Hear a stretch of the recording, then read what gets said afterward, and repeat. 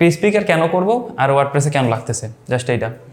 তো পিএইচপি তো আমরা জানি, এটা আমরা যখন আগে HTML জাভাস্ক্রিপ্ট করছিলাম, জাভাস্ক্রিপ্টে করছি আরিয়ান, তুই তো করছে একটু। তো আমরা পিএইচপি যারা জাভাস্ক্রিপ্ট করছি তাদের পিএইচপি করাটা অনেক ইজি, 1-2 ঘন্টার ভিতরে অনেক কিছু ধারণা নিতে পারবে। আর পিএইচপিটা আমাদের লাগতেছে কেন, আমাদের যদি নর্মালি HTML শেষ করতাম আমাদের কিন্তু সার্ভার লাগতো না, ডিরেক্ট ব্রাউজার এক্সিকিউট করা যেত। দেখছিস ব্যাপারটা আরিয়ান, তুমি বুঝছো? যাই হোক, তো জাভাস্ক্রিপ্ট আমরা যেভাবে লিখতাম জাস্ট একটা ব্রাউজারে কিন্তু এক্সিকিউট হইতো, কিন্তু এইবার যেটা করব সেটা ডিরেক্ট সার্ভারে এক্সিকিউট হবে, সার্ভার রেসপন্সও পাঠাবে। যখন আমরা কোনো জাভাস্ক্রিপ্ট ইভেন্ট লিখতাম, ইভেন্ট হয়তো এই বুঝবে, কিন্তু আরিয়ান বুঝবে না। আমরা কোনো কিছু যদি ক্লিক করি, কোনো একটা অবজেক্ট আছে, একটা বাটন আছে, একটা বাটন যদি বাটনে ক্লিক করি, ক্লিকের যে অ্যাকশনটা বা ইভেন্ট, এগুলোকে বলে ইভেন্ট মানে ঘটনা। তো এখানে যে ক্লিক করলাম, এই ক্লিক করার পর যে ব্যাপারটা হবে, এগুলো হচ্ছে ইভেন্ট। আরও অনেক ইভেন্ট আছে, স্ক্রলিং ইভেন্ট আছে, তারপর ড্র্যাগ অ্যান্ড ড্রপের ইভেন্ট আছে, অনেক ইভেন্ট আছে। তো জাভাস্ক্রিপ্টে আমাদের এই যে ইভেন্টগুলো আছে ডিরেক্ট আমাদের যে HTML পেজটা আছে না, ওইটা আরও জীবিত করে তোলে। এটা কিন্তু সার্ভারে না হয় ডিরেক্ট ব্রাউজারে হয়, কারণ ব্রাউজারে এগুলো এক্সিকিউট হয় পসিবল, সার্ভারে তো যাতে বারবার এক্সিকিউট হওয়া পসিবল না, তাতে প্রচুর লোড নেবে। সেই জন্য এই ব্যাপারগুলো জাভাস্ক্রিপ্ট দিয়ে ব্রাউজারে এক্সিকিউট হয়, আর তখন আমাদের পেজটা আরও অনেক সুন্দর লাগে, ডাইনামিক বলা যায়। কিন্তু এই যে বাটনের যে ভিতর টেক্সট আছে, আমরা যদি HTML করতাম, বা আমি চাই যে এখানে এই বাটনটা লেখাটা না থাকে, এখানে লেখা থাকবে যে সোহাগ ক্লিক বা সাব্বির ক্লিক বা সাব্বির একটা নাম থাকবে, ধরা যাক সাব্বির ক্লিক হেয়ার বা এমন, হ্যাঁ ক্লিকে লেখা যাবে সাব্বির ক্লিক, অথবা বোঝা যাচ্ছে সাব্বিরকে ক্লিক করতে হচ্ছে এখানে। এখন এই যে নামটা আমরা যদি HTML করতাম, তখন নর্মালি বাটনের ভিতরে আমরা যে বাটনের যে ইয়াটা থাকে, যাই হোক, তো আমরা বাটনের ভিতরে সাব্বির লিখে দিতাম। তো সাব্বির লিখে দিতাম, তো বাটনের কিন্তু এইটা না, ট্যাগটা জাস্ট দেখানোর জন্য। তো বাটনের যে দেখানোর জন্য আমরা এই বাটনটা ইউজ করতাম, জাস্ট এখানে HTML দিয়ে লিখে দিতাম। কিন্তু আমরা চাই এটাকে ডাইনামিক করতে, এই সাব্বির লেখাটা ইউজার নেম যেটা থাকবে, যে বর্তমানে লগ ইন করছে, লগ ইন অথবা কোনোভাবে কালেক্ট করবে যে এইটা সাব্বির।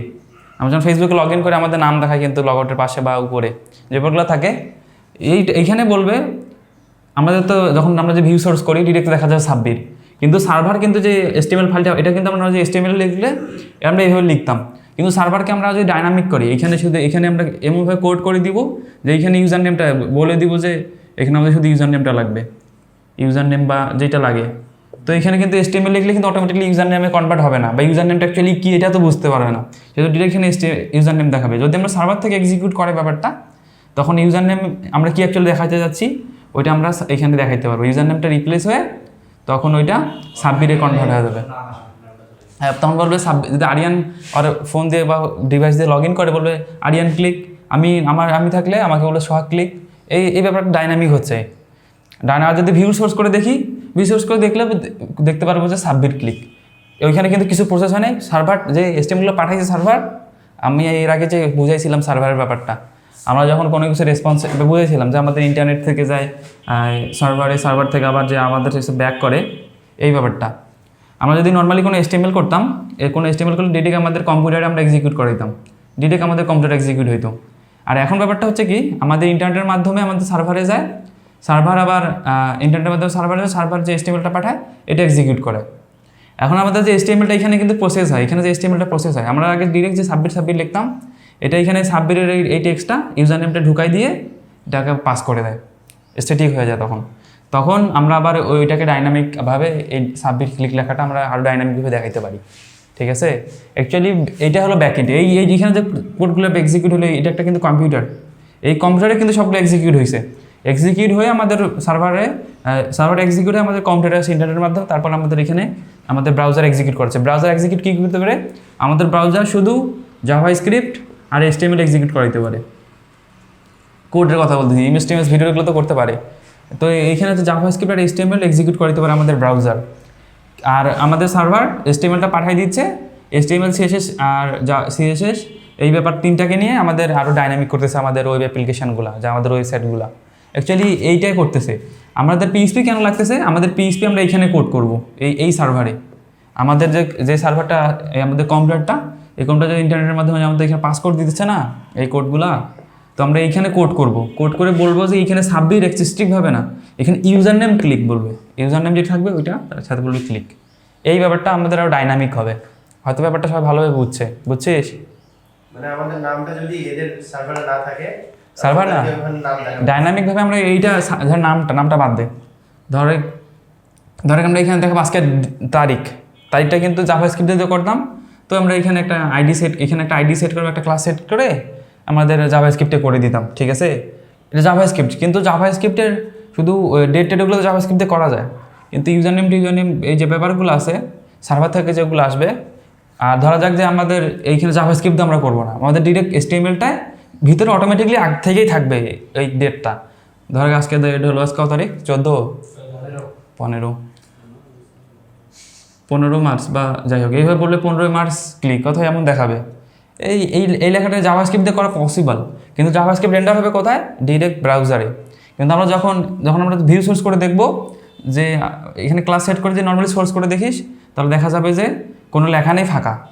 কিন্তু যে সার্ভার থেকে যদি আসে ডিরেক্ট এই লেখাটা সহ এখানে বসে তারপর আসবে, বুঝছিস? তার মানে সার্ভার তোর HTML-টা রেডি করে দিছে, তারপর ব্রাউজারে সব এক্সিকিউট হচ্ছে ব্যাপারগুলো। এই হলো সার্ভার অ্যাকচুয়ালি কাজ। সার্ভারের কাজ শুধু বুঝিয়ে দিলাম যে সার্ভার এইটা করে, এইটা না। সার্ভার ধরা যাক যে আমরা কোনো কিছু রেজাল্ট দেখলাম, এগুলো বুঝাই দিই। আমরা হয়তো ধরা যাক যে কোনো রেজাল্ট দেখলাম, রেজাল্ট বলতে স্কুলের রেজাল্টগুলো আমরা একটা ওয়েবসাইটে সাবমিট করলাম, আমাদের যে ডেটাগুলো লাগে সাবমিট করলাম, এটা আবার সার্ভারে যায়। সার্ভার আবার তুই যে ডেটাগুলো দিছিস ওগুলো দিয়ে প্রসেস করে, ধর তোর ইউজার নেম দিছিস বা রোল দিছিস, তো রোল রেজিস্ট্রেশন এগুলো প্রসেস করে সার্ভারে একটু প্রসেস হয়ে দেন আবার একটা HTML রেডি করে, HTML একটা রেসপন্স রেডি করে। এই ওয়েব পেজটার ডেটাগুলো এইখানে আবার তোর ব্রাউজারে পাঠাই দেয়, তোর ব্রাউজার তখন এক্সিকিউট করে। তোর একটা কি বলছি যে তোর ইউজার নেমগুলো কোথায় পায়, হ্যাঁ, তখন বলবে অন্য কিছু বলবে, যেটা কন্ডিশন করবে এইখানে আমরা সব করে রাখবো। বলবো যে যদি এখানে ধর একটা আইডি পাস করালো, আইডি বলে আইডেন্টিটি, যাকে বলে আইডেন্টিটি হইতে পারে, রোল হইতে পারে, রেজিস্ট্রেশন হইতে পারে, যেগুলো থাকে। আমি রোল এখানে পাস করাইছি, ডেটাবেসে চেক করবো এই রোল দিয়ে কে আছে, আর রেজাল্ট কত, বাপের নাম কি, কোথায় কত পাইছে চেক করবো। যদি থাকে তো একটা যে বলবে যে হ্যাঁ পাইছি এগুলো, আর যদি না থাকে বলবে যে না এগুলা বলবে এইভাবে। এইখানে হলো সার্ভার, এই দেখো সব জিনিসগুলো সার্ভারেই করতেছে, ঠিক আছে? তো আমাদের এই জন্য সার্ভার সাইড ল্যাঙ্গুয়েজ লাগছে। সার্ভার সাইড ল্যাঙ্গুয়েজ শুধু PHP না, অ্যাকচুয়ালি PHP যেমন হাইপারটেক্সট HTML-এর পরে কিন্তু PHP ব্যাপারটা সবার কাছে জনপ্রিয় হয়েছে প্রচুর। ইভেন ফেসবুক এখনও PHP-র উপরে ডিপেন্ডেন্ট বলতে কি ওদের ফ্রন্ট এন্ডের ব্যাপারটা PHP দিয়ে করা, ভিতরে অনেক ল্যাঙ্গুয়েজ, কিন্তু এখনও PHP-র উপর ডিপেন্ডেন্ট 70% ওয়েবসাইট। পৃথিবীর যত ওয়েবসাইট তার 70% ওয়েবসাইট এখনও PHP-তেই আছে। PHP-টা কেন? আর PHP-তে শুধু এই সার্ভারের কাজ করা যায়, অন্যান্য এই ল্যাঙ্গুয়েজটা অন্যান্য কাজ ইউজ করা, যেমন করা যায় না, কোনোভাবে পসিবল না। যেমন তোর মোবাইল অ্যাপ্লিকেশন ডেভেলপমেন্ট আর যে ব্যাপারগুলো থাকে, আর্কিটেকচারের যে ব্যাপারগুলো, ওগুলো কিন্তু PHP ইউজ করা যায় না। শুধু PHP ব্যাকএন্ডের ওয়েব ব্যাকএন্ড ইউজ করা হয়, ওয়েব ব্যাকএন্ড মানে ওয়েবসাইটের ব্যাকএন্ডে, আর তেমন কোনো ইউজ করা হয় না। সেই জন্য আর PHP-টা একটু সহজ, হ্যাঁ এখন আরও অনেক সহজ, সিমিলার পাইথনের মতো আর অনেক সহজ, যে কেউ ইজিলি বুঝতে পারে। সেই জন্য অ্যাকচুয়ালি PHP-তে যারা জাভাস্ক্রিপ্ট করছে ওইখানে যেমন ভেরিয়েবল ছিল, আমরা যদি কোনো ভেরিয়েবল নিতাম তাহলে দিতাম var, তারপর তোর যে স্ট্রিং, তোর ভেরিয়েবলের নাম যেটা থাকে, একটা যে কোনো একটা নাম, ধরো সোহাগ, তো দিলাম ইকুয়াল যেটা থাকে, ধরা যাক যদি স্ট্রিং টাইপ নেই তাহলে একটা স্ট্রিং দিব, এখানে স্ট্রিংয়ের ডেটা, যদি কোনো নাম্বার হয় তাহলে ডিরেক্ট নাম্বার, ওটাকে বলে ডেটা টাইপ, যে ডেটা টাইপ হয় সেই ডেটা টাইপ।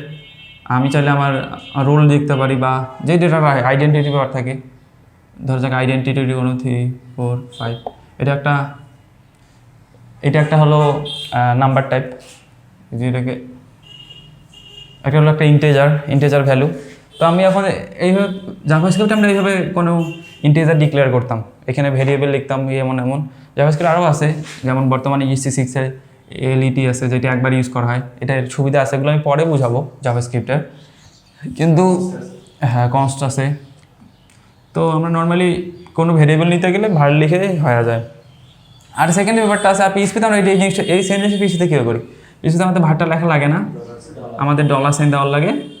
এই যে আমি ওইখানে সোহাগ লিখছিলাম, এখানেও সেম জিনিস সোহাগ লিখে আমার যে ডেটা টাইপ ছিল ইন্টেজার, সো এইটা আছে ওইভাবে 4 5 এইখানে ওই ব্যাপারটা দেওয়া লাগে, জাস্ট এতটুকুই পার্থক্য। আর জাভাস্ক্রিপ্টে অনেক কিছু আছে ইউজেস, যে এখানে ইভেন্ট লিস্নার, এই লিস্নার, সেই লিস্নার, অনেক কিছু আছে।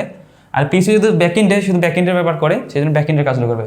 আর জাভাস্ক্রিপ্ট বর্তমানে কিন্তু ব্যাকএন্ডে ইউজ করা হয়, কিন্তু ফ্রন্ট এন্ডে যে ব্যাপারগুলো থাকে ব্রাউজারের সাথে কানেক্টেড, যে ক্লিক করলে এইটা হবে সেইটা হবে, সেই জন্য এখানে এই ফাংশনালিটিগুলো আছে।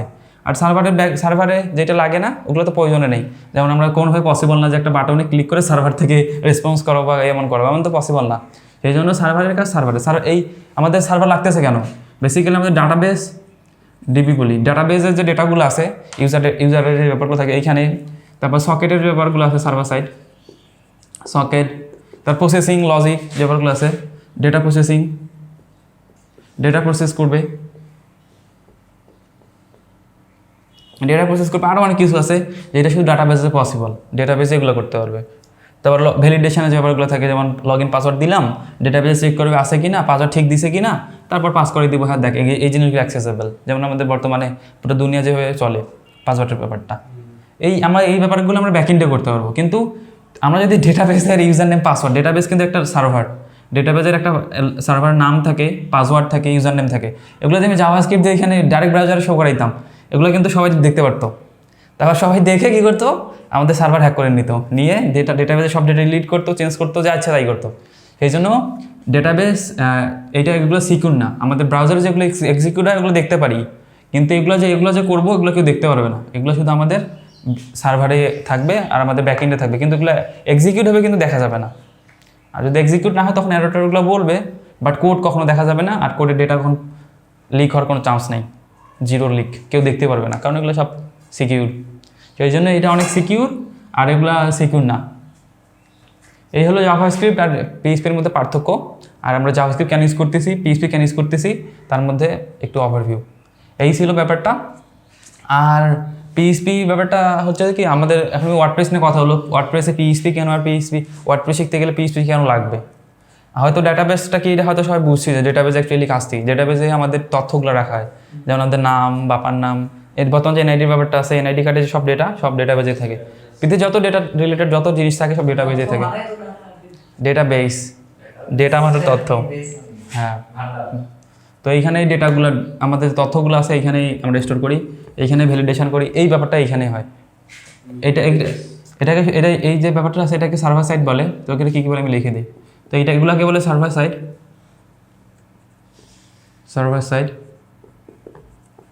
আর এটাকে বলে ফ্রন্ট সাইড বা ক্লায়েন্ট সাইড, এটাকে বলে ক্লায়েন্ট সাইড।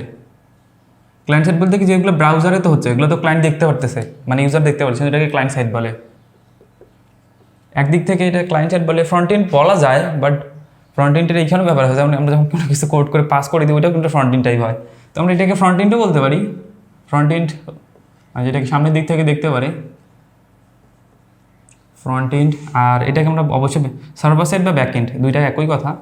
এটা ব্যাক এন্ড, কারণ ব্যাক এন্ড নাম ব্যাক এন্ড বললে একটা বোঝা যাচ্ছে যে এটা কি, এটা দেখা যায় না, ব্যাকে থাকে, এটা বোঝা যাচ্ছে। আর সার্ভার সাইড বোঝা যাচ্ছে সার্ভার এক্সিকিউট হয় বা সার্ভারে চলে ব্যাপারটা। আর ফ্রন্ট এন্ড বা ক্লায়েন্ট সাইড বোঝা যাচ্ছে যে এটা ক্লায়েন্টের সাইডে বা ফ্রন্ট যে ইউজারের ব্যাপারটা থাকে এটা। এই হলো নর্মাল ফ্রন্ট এন্ডের সার্ভার সাইড আর ব্যাক এন্ড যেটা থাকে, সার্ভার সাইড আর ফ্রন্ট সাইড, ক্লায়েন্ট সাইড। এই হলো নর্মাল, এটা ব্রাউজারের দিকে করা যাবে, আর এটা হলো সার্ভার সাইড, এগুলো লুকানো অবস্থায় আমাদের যেভাবে করা লাগে। এই ছিল নর্মাল পিএইচপি আর জাভাস্ক্রিপ্টের মধ্যে পার্থক্য, আর আমরা কেন পিএইচপি ইউজ করবো, আর ব্যাকএন্ড অ্যাকচুয়ালি কী হচ্ছে।